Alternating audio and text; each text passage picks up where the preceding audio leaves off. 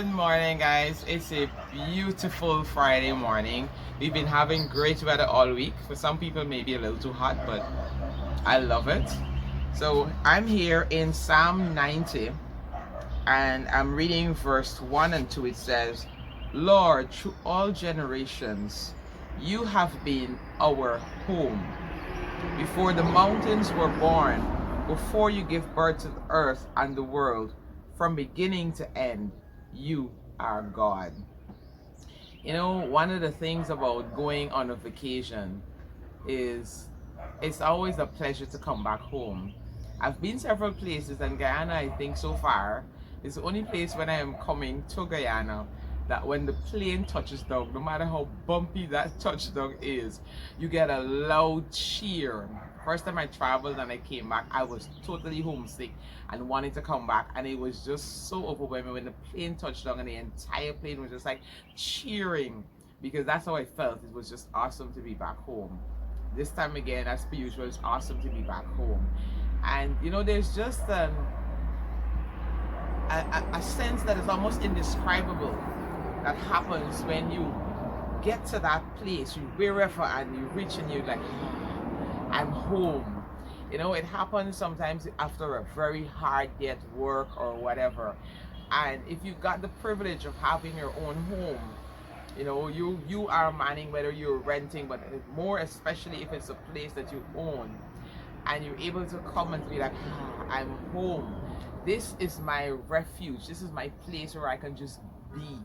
I don't need to put on a show. I don't need to pretend, you know, I don't need to anything. I'm home.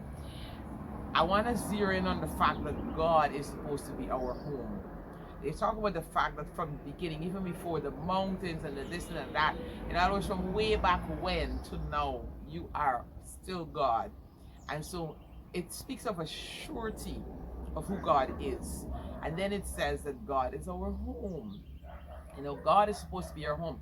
Whenever life batters you and do all sorts of stuff, you're supposed to be able to come home to God.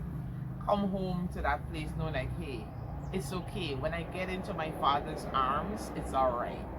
You know, the week was whatever, but when I get into his presence, whether it's Saturday or Sunday, I can just bask in his love. You know, I can just feel his love enfolding me. Even in your prayer time, you're supposed to have that sense of coming home. Father, you know, sometimes, you know, life is just so overwhelming. I just get into his presence, I close my eyes and like, and just breathe. That sense that I'm home. God, is he your home today? Do you make him your home? Whenever all sorts of things happen, do you like leave out there just worried and wondering and trying to figure out? Or do you just simply come home to him and say, Father God, I'm here. Can you help me?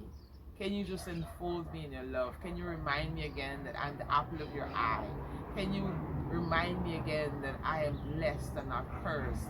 And it doesn't matter how things seem, your unfailing love for me will never be removed. That's my favorite verse besides John 3:16 was in Isaiah, I think it's 58:11 where he said, or 54:11, where he says, though the hills be shaken and the mountains removed, your unfailing love for me will never be shaken, nor your blessing removed off of my life. And you know, and that's just this calm assurance that fills me whenever things get bumpy or seem hard to bear. So whatever week you've had or whatever you're facing going into the weekend and into this new week, remember that God is your home. You have a home with your Heavenly Father, and he's the God of the universe. Nothing too difficult for him. Just put your trust and your confidence in him and know that he's going to take care of you, all right? That's my word of encouragement today. Have a fabulous Friday, and remember, he loves you with an everlasting love, and I love you too. Be blessed, guys.